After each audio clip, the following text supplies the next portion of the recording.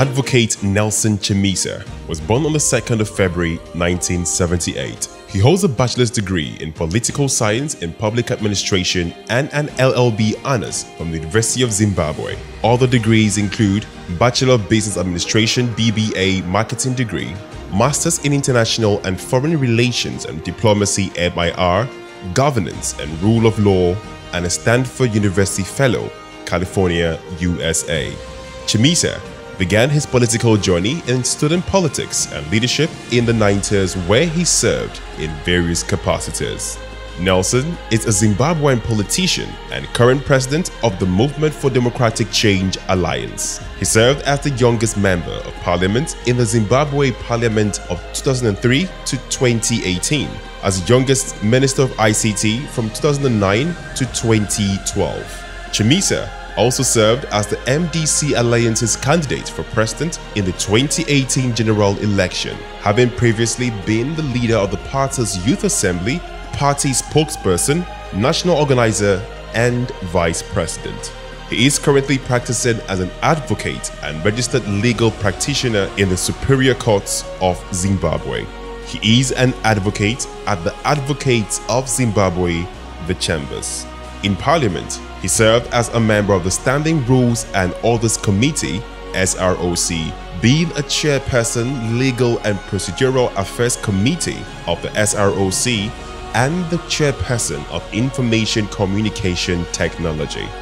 He has received several awards and merits, which include Best Student Practice of Marketing, IMM Southern Africa 2003, University of Zimbabwe Book Prize twice, Victor's Award 2011 Outstanding and Exemplary Leadership, and has been voted Minister of the Year 2011, being Minister of ICT in the Inclusive Government, and voted in the top 35 of under 35 influential young people in international affairs in 2014, and voted one of the most active and best MPs in Parliament 2016.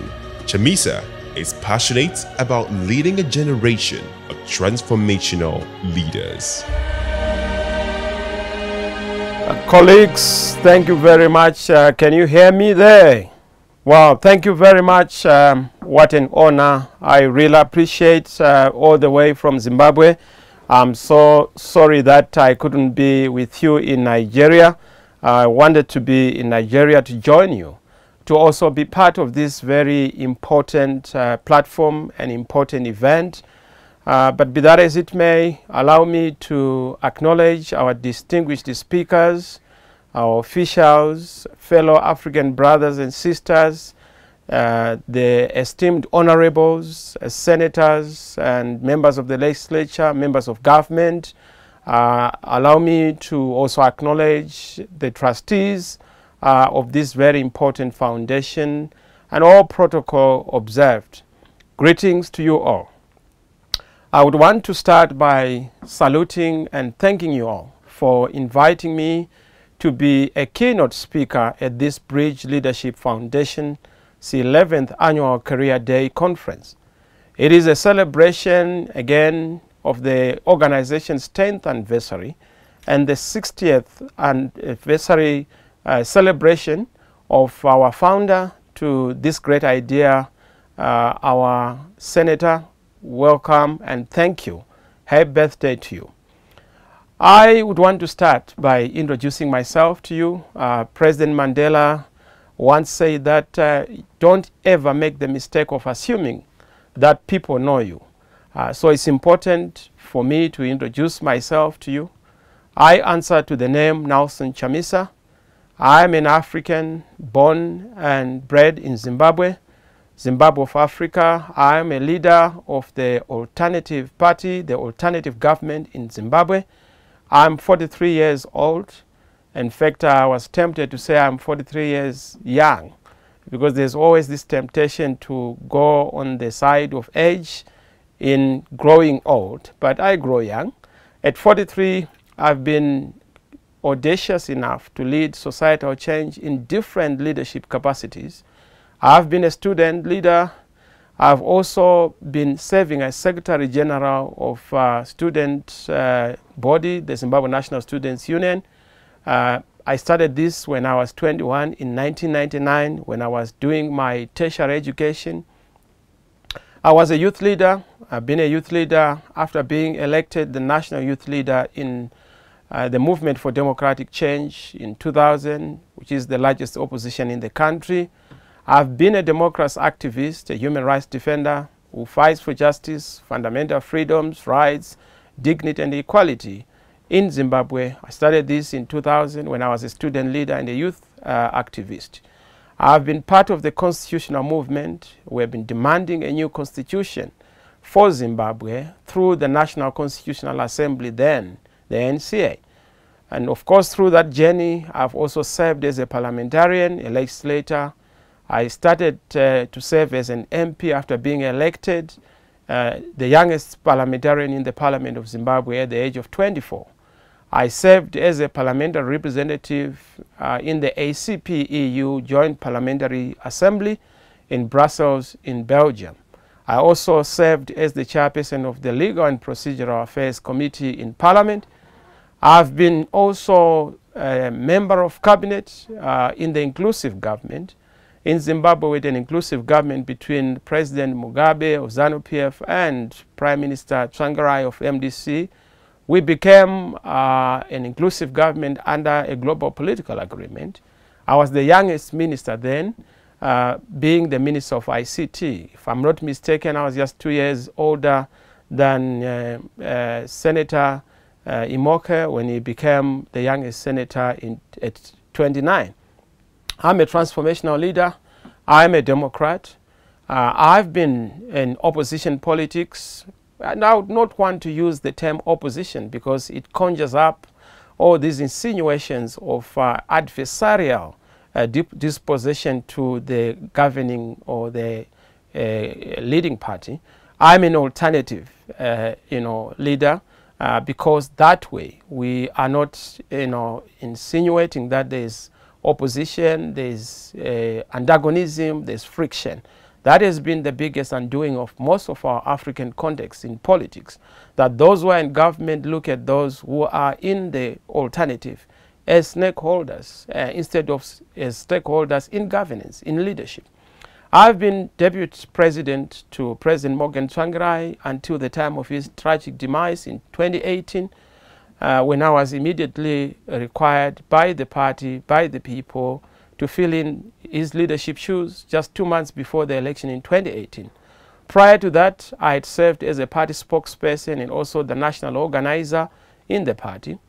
Of course, when I was elected to be the official representative of the opposition, the MDC Alliance, as a presidential candidate in 2018 elections, this was an alliance of different opposition political parties coming together to form one entity. We won this election, but the election was disputed because it was rigged and stolen. We challenged the result, but lost in the Constitutional Court because of the way our courts are structured and the way our courts are disposed. To this day, we still have that dispute and that contestation around legitimacy and precedence in Zimbabwe, with the incumbent and myself having an issue that has to be resolved, especially considering that the citizens themselves are also raising this as a fundamental issue. When I ran for president, ladies and gentlemen, fellow colleagues, brothers and sisters, I was 40.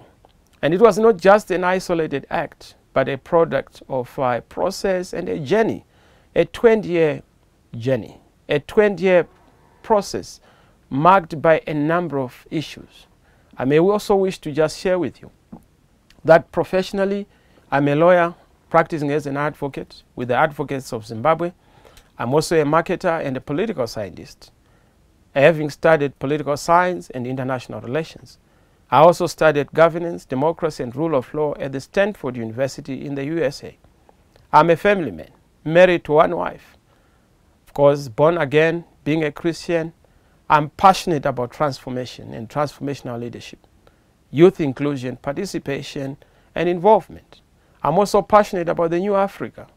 This is why I find myself at home, particularly in the context of the discussion and the topic that is before us. I believe in the idea of transformation. The African idea, in my view, is the idea of transformation and accelerated modernization. Whereas the idea of our forebears was a liberation idea, ours is beyond democratization, a transformation duty, a modernization duty. And in that context, I'm proud to be that young and new African, an African who finds himself priding in my being and my roots. And I believe that young people on the African continent also believe in this Africa. This Africa I believe in is my pride, my home. My Africa is a great source of inspiration. My Africa is a place of greatness. This is where you find Nigeria. This is where you find Zimbabwe. This is where you find Kenya. And more importantly, this is where you find yourself. This is our Africa. Our Africa, which is a place where things happen, a place where possibilities are abundant. This Africa is a place that is home to everybody who lives in it, who would want to develop it, who would want to prosper it. This Africa is not just a continent or a geographical expression. Rather, it is an expression of a collective aspiration, an idea that transcends geographical boundaries and demarcations. What I must say is that my personal experience over the journey I've just shot and shared with you is that I've been taught that politics is not just a road that is full of a lot of boobs and traps and treachery in some circumstances, but it's also an opportunity for transformation. And this is why people, especially audacious young people, must find themselves in a position where they are able to not just wait for a handover, but to do everything within their power to take charge and be responsible. In this journey, I've learned that those who are around power don't always operate in and out of good faith. In fact, good faith is not part of the bill. They are always persuaded by the will to power as opposed to the will to transform. Now, young people who are audacious must always be moved by the will to transform, the will to change, the will to make a difference, the will to be significant.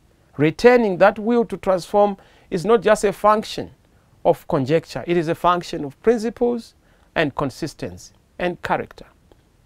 It is actually criminal for one to be young and not revolutionary. It is actually criminal for one to be young and not disruptive. One has to be young, and to be young is to be active. To be young is to make a difference. If you are not revolutionary and you are young, you are dead or you are dying. The leadership journey has helped me to discover this. It has helped me to define and refine the vision that we have, a clear mental picture that we need to form, the values, the consciousness, and the character that we need. And this is my advice to young people. You may work in your communities, in your society. Popular appeal may take you to the top, but it is character and integrity that keeps you there.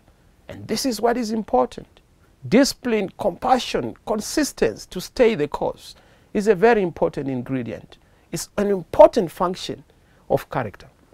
And this is why I would want to emphasize that at all material times, audacious young people must be a conscious group of the enlightened based on values with clear vision to shape the destiny of nations and society. Don't be poor versions of what you are fighting. Don't be poor versions of that which you are trying to replace. Don't be poor versions or carbon copies of that which we are against, but create a clean slate of alternative leadership, transformative leadership, leadership that is based on service and sacrifice. You are never too young to run, but you must also never be too young to learn. Don't be impatient to learn. Build yourself, capacitate, have connections. Because at the end of the day, connection is a point where you are empowered, where your empathy is shown, where your network is shown. Be a reader. A reader is a leader. Change the culture, change the direction, the approaches. The difference is important. Don't listen to those who say politics is a dirty game. Politics is a clean game. But often, politics is a game that is joined by dirty players who then make the game dirty. Young people must be part of politics. Young people must be part of business. Young people must be part of economics. Young people must drive society. Young people must drive nations.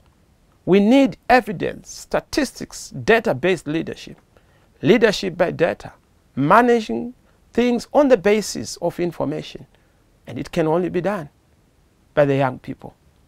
Ladies and gentlemen, brothers and sisters, it is in this context that I have been asked to happily share my thoughts and perspectives on the challenges and opportunities that exist in developing the African economy and the role of audacious young people and what they can do or play to achieve societal change across sectors, to realize that Africa is only an outcome, a creature of what we input into it.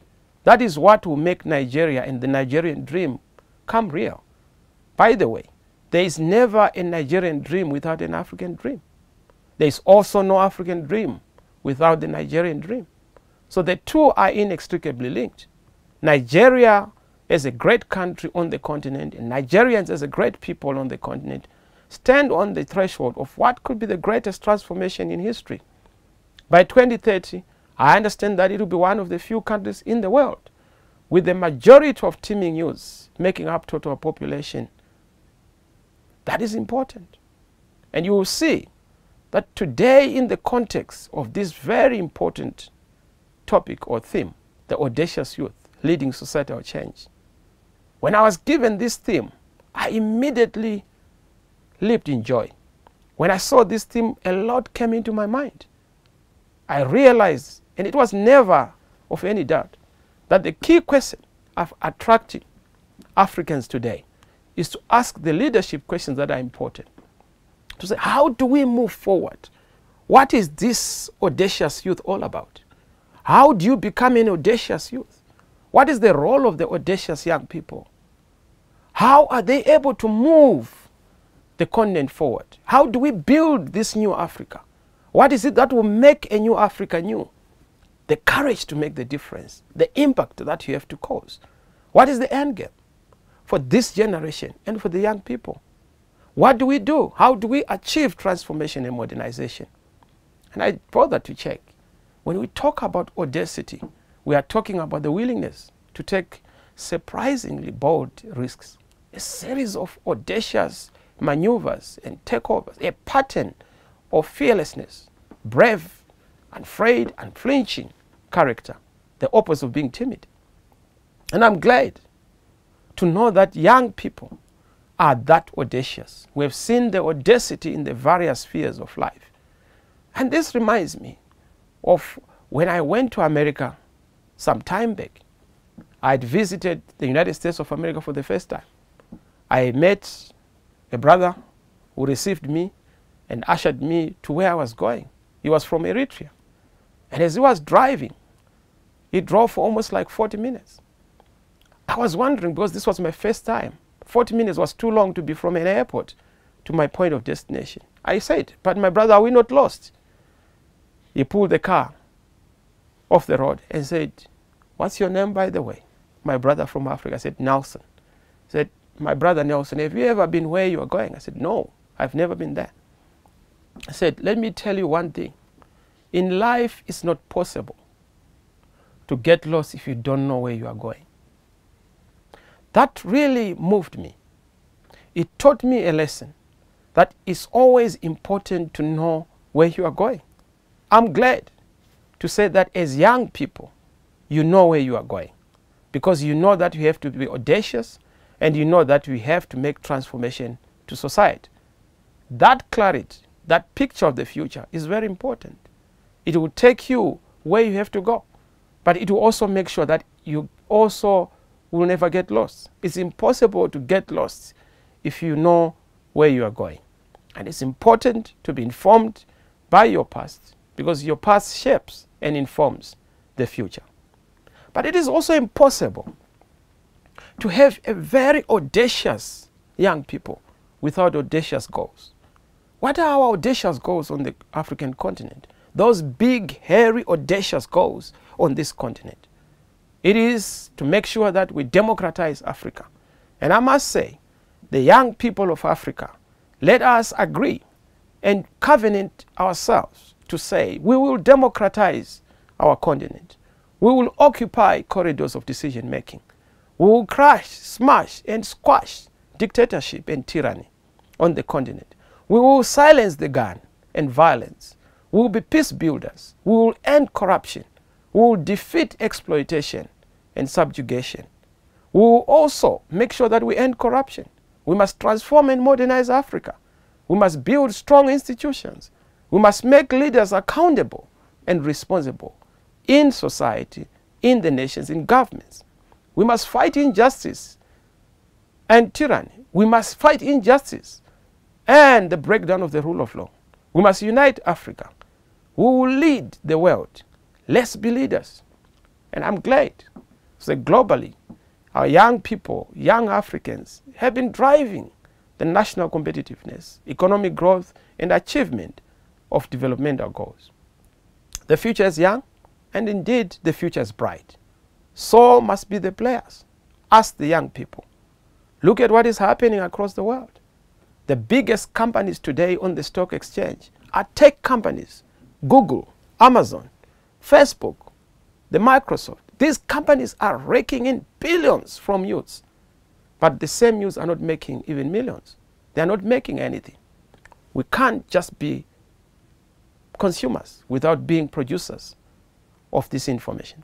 But of course, we understand that we have others, young people, who are making the impact, who are pace setters, who are pathfinders, like Mark Zuckerberg. But we can have more and many Zuckerbergs on this African continent. It requires us to make sure that we move from just being consumers who are passive to being producers of applications, of solutions, of ideas, and make sure that we rise and take up that dominant position of leadership. It is important that in Nigeria, as we want to continue to make Nigeria competitive as young people, particularly in the future, we have to get the Nigerian youth, and indeed the African youth, to be prepared to be in a posture of being disruptive, imaginative, competitive, in both local and global markets, providing cutting-edge solutions and products. On the governance front, youth participation must and has continued to be on the increase, with audacious young people demanding recognition to play an active role in policy making, particularly at the level of the nation. This moment in the world of a global crisis is particularly an opportune moment for us to have a total reformation of manners in our thinking, in our operations, our governance models, and embrace change. Now is the time for us to have a new leadership, thrust a new leadership posture, new models of governance, and new ideas to accelerate African development and unleashing the new Africa. Youth inclusion and participation is such an important element that should not be seen as charity or a gift or a favor to the young people. It is the young people who must realize that they are a key ingredient and a critical factor, a necessity for the continent's renaissance and development. Young people must be transformers, drivers of change, being co-creators and end users of policies and governance that is going to shape this continent.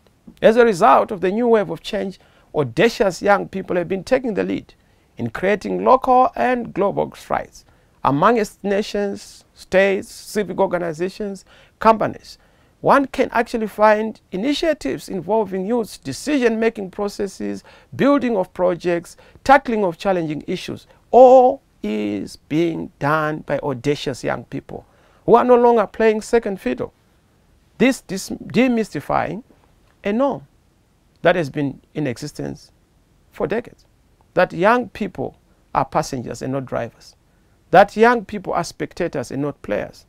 We are seeing young people as CEOs of various companies on the continent and even in the world. Great youth-led initiatives and organizations are taking place. The creative and innovative approaches of solving societal issues is taking hold. However, we need to see more young people stepping forward, also coming to play that role, to make sure that they play a pivotal role in unleashing our continent to that next level and establishing ourselves as young people as solid and complete nation builders going forward. I'm also very excited to note and realize that the audacious young people are no longer playing second fiddle. They are now the ones who are defining the trajectory of our continent, the path forward for our continent. African youth have always been known for being audacious and brave. Look at the liberation struggles.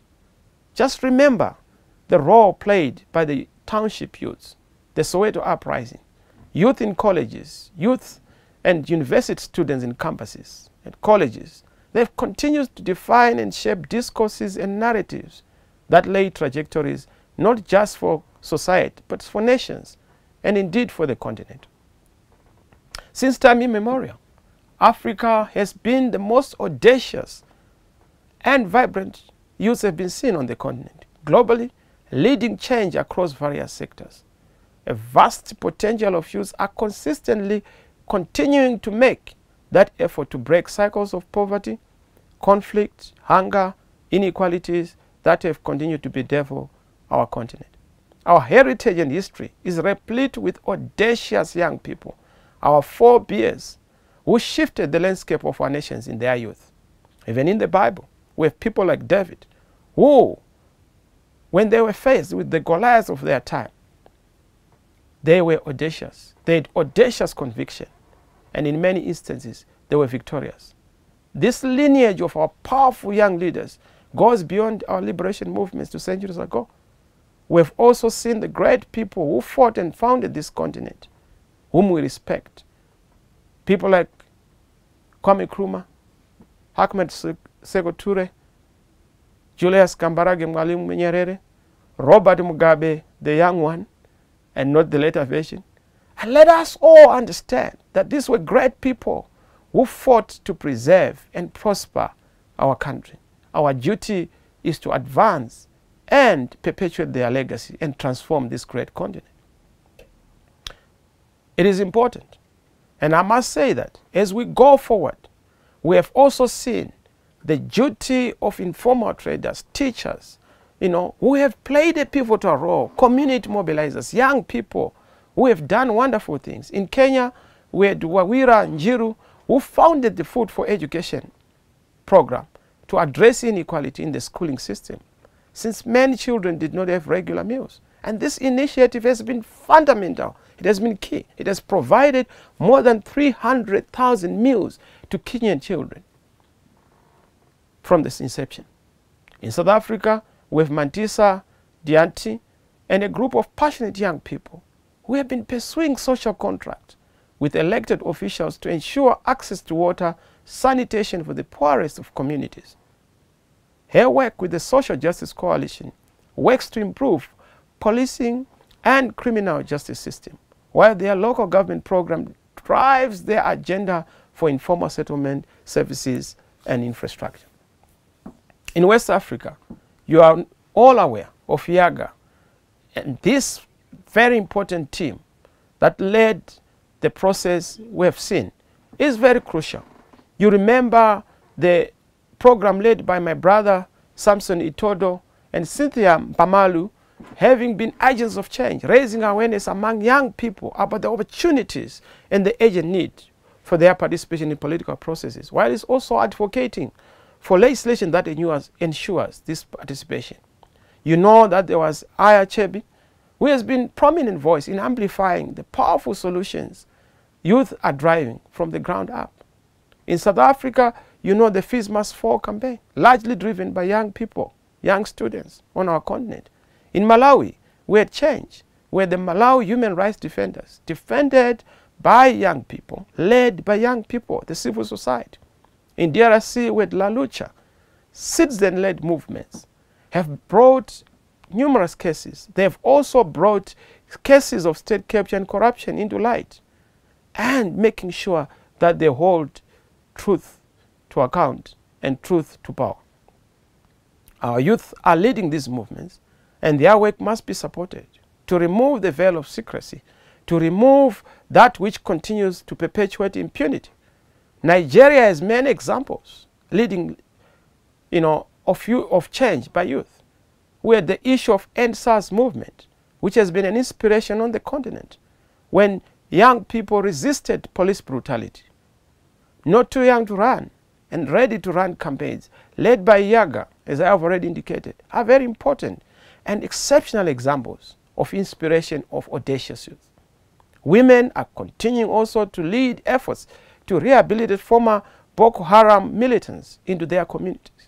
We expect efforts by the young people. But what is so important is to appreciate that in all this, young people have always been carrying a heavy load. The heavy lifting, the dying, the pain that they've continued to endure is not equivalent to what they get at the end of the game.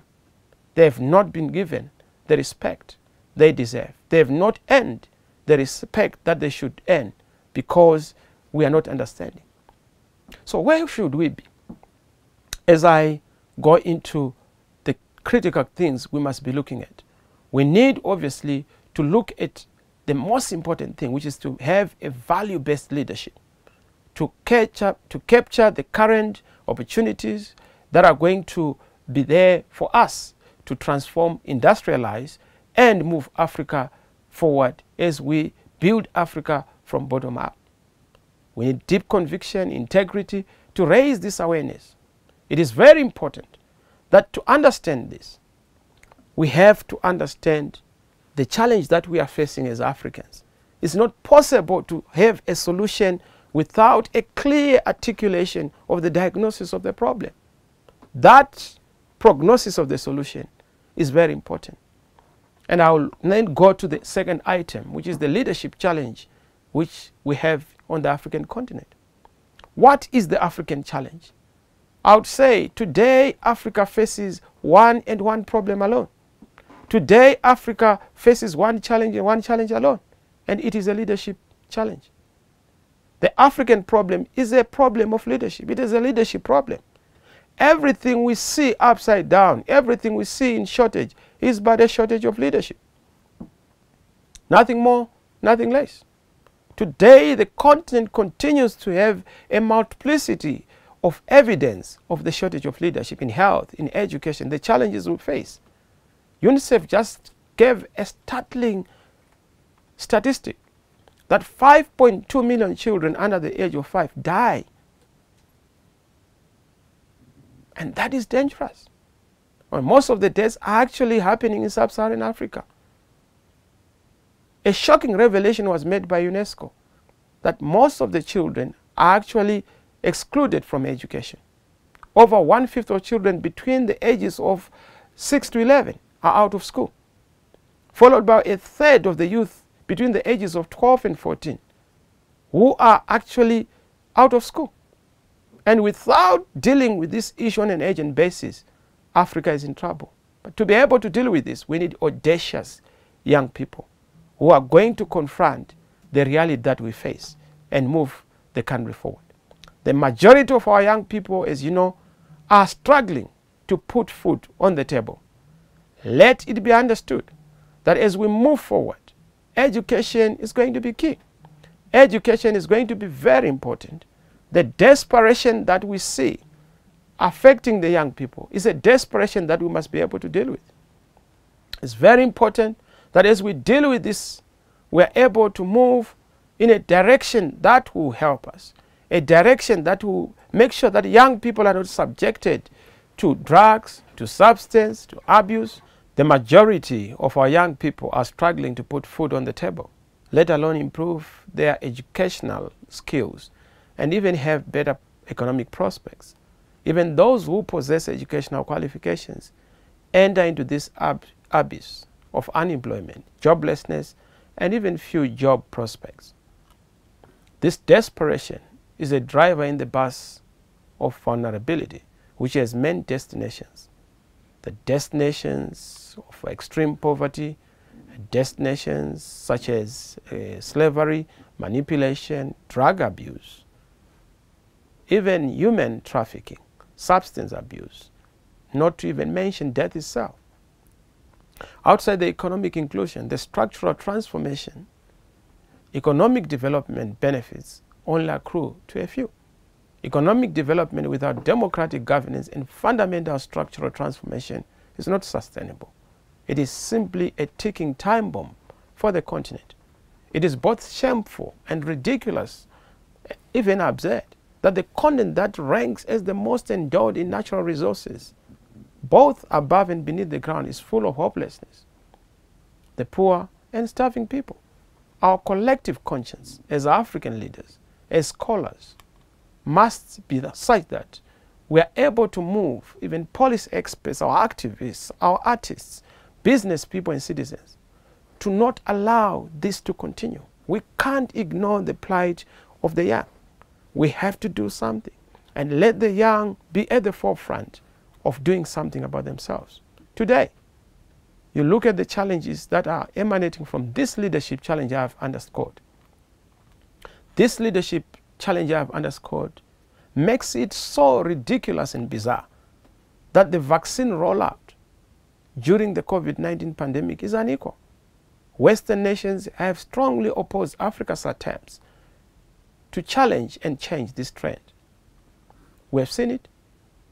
Quartz Africa recently published that although 3 billion doses of COVID-19 vaccines have been administered in the world so far, 1 billion have gone to the rich countries, which have a population of about 14% of the world, while mid and low income ones have only received leftovers. COVAX, a global coalition that was set up by the World Health Organization, WHO, and several non-profit organizations to deliver COVID-19 vaccines to developing countries, have so far delivered less than 90 million doses of the 2 billion it was supposed to deliver by the end of 2021. A business icon, Strive Masiwa, born in Zimbabwe, but a global leader, a global business leader, and founder of Keynote Global, has indicated that the failure to deliver vaccines must fall squarely on those countries that seek to subvert the ability of our continent to also achieve this important responsibility to their citizens. But what bothers me is that with all the universities and exceptional learning institutions on this continent, from Cape to Cairo, we must not continue to depend on aid for solutions. We can't continue to depend on aid for ideas. We can't continue to depend on aid for vaccines. We can't continue to depend on aid for food. We can't continue to depend on aid for technology or for development. We must invest our minds and ideas to our own development. Young people must ask themselves the important question: what am I doing better to better the lives of our people on the continent? Not only that, young people must also task themselves to a great task to say, what can we do to make a difference? As I said, the leadership challenge gives birth to the corruption challenge. The greatest vice destroying nations in Africa is corruption.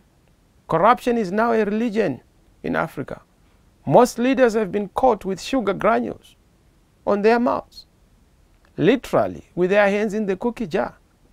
Our problems are of our own creation. We loot our own resources. We steal from ourselves. We squander our future through corruption and kleptocracy. And we store away ill-gotten wealth and monies in offshore accounts in far field, in other continents. The shocking figures of illicit financial flows out of Africa are evidence of this. We have all the raw materials, but import even toothpicks. We have even gone to do bizarre things to import even culture. We need to deal with this. Because of the leadership challenge, we have failed to decolonize ourselves, our minds, and decolonize Africa.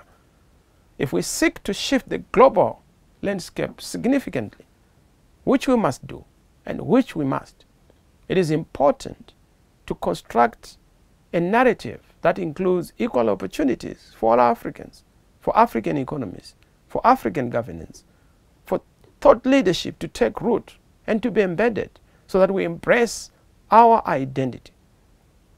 As you know, our history as a continent of Africa is that of unity and a single borderless continent without the current colonial boundaries imposed by the Berlin Conference in Germany and not in Africa. This is an endowment we must re-establish as young people of this continent. One of my most celebrated, Frantz Fanon, an author, warned that political emancipation from colonial powers would not necessarily deal with the colonization of the mind. We need to decolonize the mind. Our minds need emancipation from the shackles of oppression, exclusion, self-hate, and all the limitations. We must become what we believe of ourselves. We must overcome the oppressor syndrome, the impositor syndrome, that dulls our voices, that leaves us in a situation where we feel we are second class. We need to be able to deal with this. We are not ready. We are not able to make a change. We are not qualified. These are stereotypes that are being imposed on us. And I believe time has come to renew and embrace once again the Pan-African dream for integration and opportunities. And this is what will hold our economies together, building on regional value chains in strategic sectors. This work is important. It must be driven by indigenous knowledge systems that are driving informal trade and finding ways to open up this space for young people and their business to access value chains. The time has come to identify and empower the bright sparks amongst our youth that are driving change. Governments, political parties, civil society, and business. They all have an important role to play to create these platforms for the sparks to become raging fires that inspire and activate more young people to shape their future. We have to move from being knowledge consumers to being knowledge producers.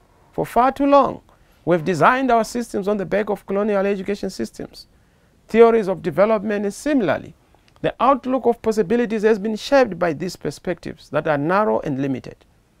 We've had classifications like first or third world, modernization or undeveloped, developing or not developed, most of which are challenging, and we must challenge these narratives. How we define our aspirations, the path going forward to realize these aspirations is our unique strategic positioning. We cannot simply copy and paste that which has been implemented in other contexts. Instead, let us work with what we have on the ground.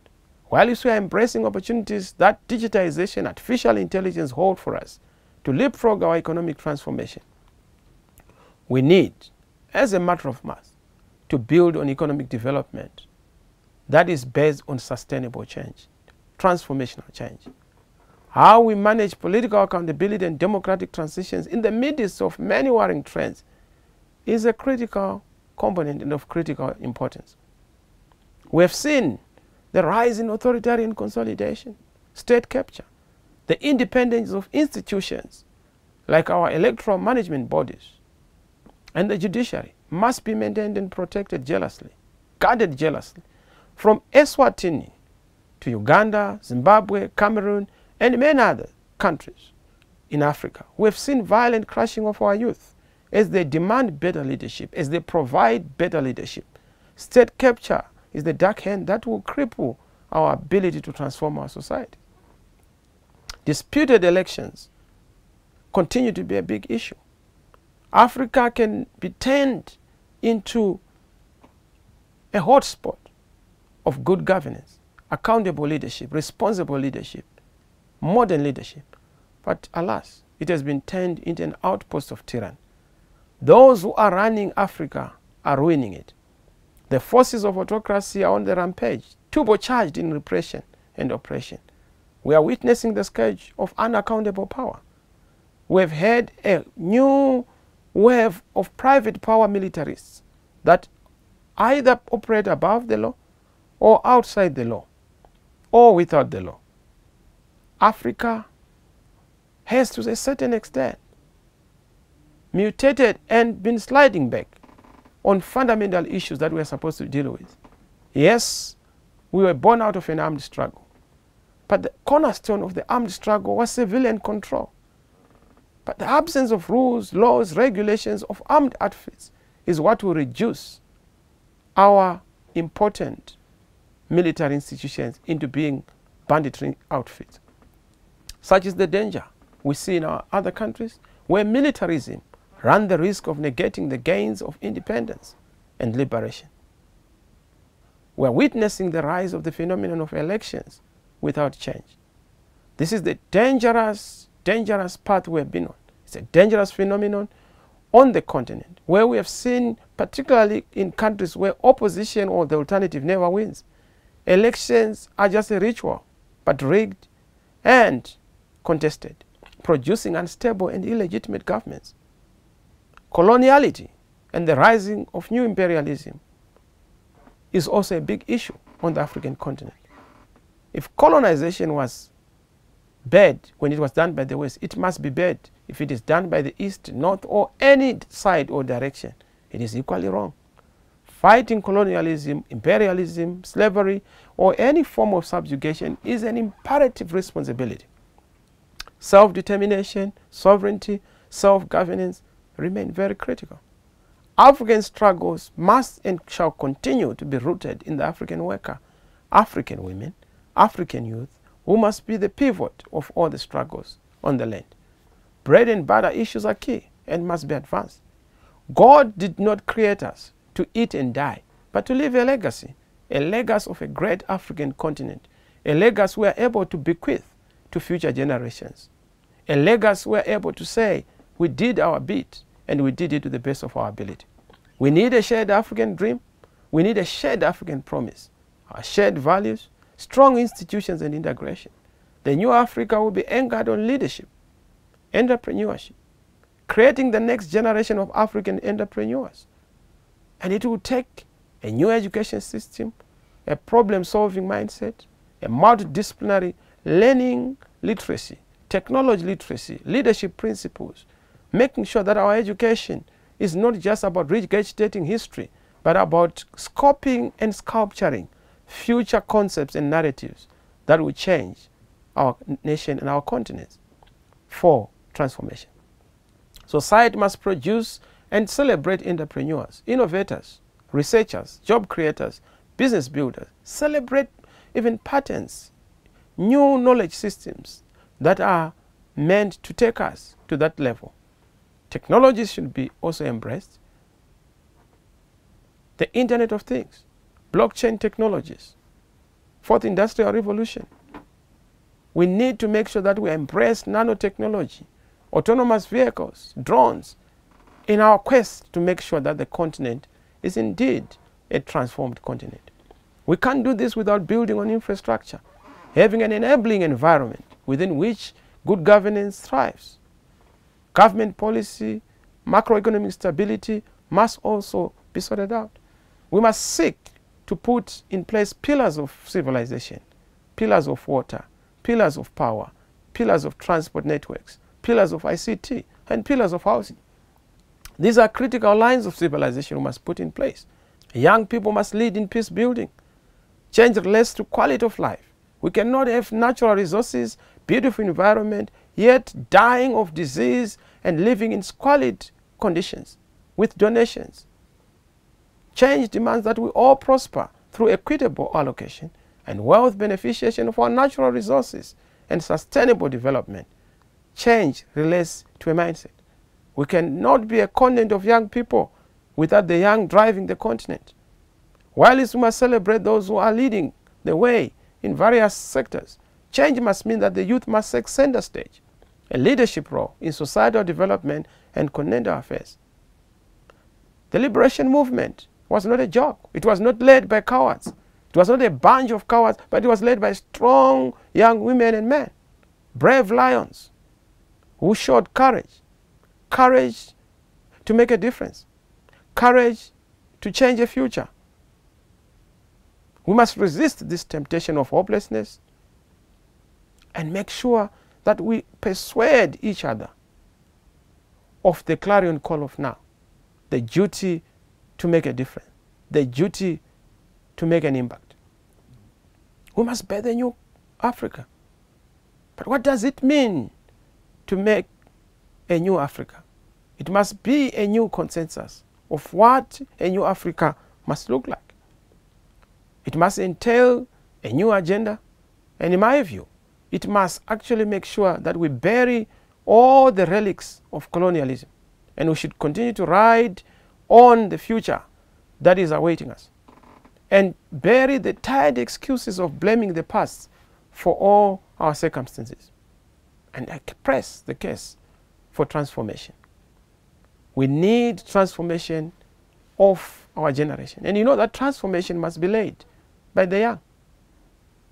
It is important that we have a mindset shift, a heart set shift. Ideals are from the heart, but ideas are from the mind. Let's think outside the box.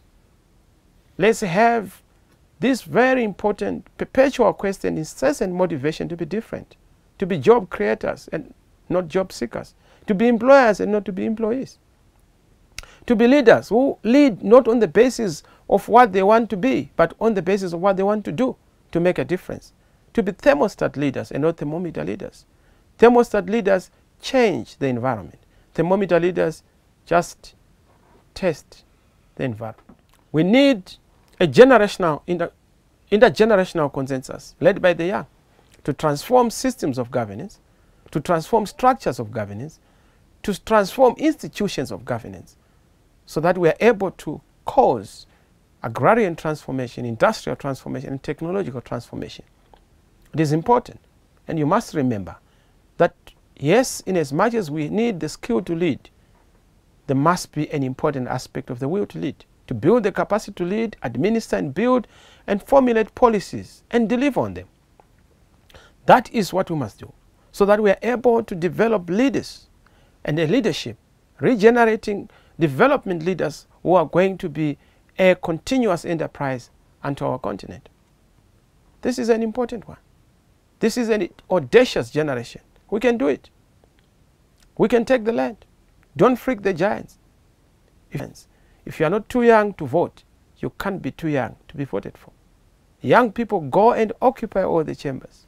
Chambers of the executive, chambers of cabinet, chambers of parliament, chambers of local authorities and councillors, chambers of the civil society and community programs, chambers of commerce and business. Politics drives economics, and economics pivots politics. The two go hand in hand. A long-lasting change will require young people to act boldly and to act local, but think globally. What may look small as small giants are great giants. This is the giant steps we must take. The challenges we face today require courage, resilience, and deeper conviction. I want to end by inputting a very important point as I call youth to courage. I call youth to courage to all young people. I want to end my input by launching a call to courage to all young people across tribes, geographic spaces, economic standing, languages, and political affiliation. A call to courage to radically transform how we can do business, how we can govern, how we can dream. A call to courage that sets up African Renaissance Fund and a new fund to support youth development and leadership capacitation. A call to courage not to give up in the midst of adversity. A call to courage to join forces with other people, old and young, who help us to move forward. A call to courage to believe that our present realities are not a handicap or a prison. They are a motivation to build a better tomorrow and the next generation. We are all part of something much greater than ourselves. Young people of Africa, nothing can stop us. We are a raging train and a rolling lion. We are rolling lions. The will to fight is essential. Like what was said by Steve Biko, it is better to die for an idea that will live than live for an idea that will die. Let's keep fighting. Nothing comes without a fight. Nothing comes without a courage. Nothing beats acts of courage. Our duty is to fight. Our duty and generational mandate is to make sure that we discover our mission, fulfill it or betray it. And this is what Frantz Fanon says. Great people make and write great history. Let us write history. Let us fix the future. Let us make Africa great. It's time. The time is now. The journey begins. May God bless you and foster you big ideas that will change our continent. One Africa, one people. God bless Nigeria. God bless Africa. God bless you, all young people of Africa. I thank you.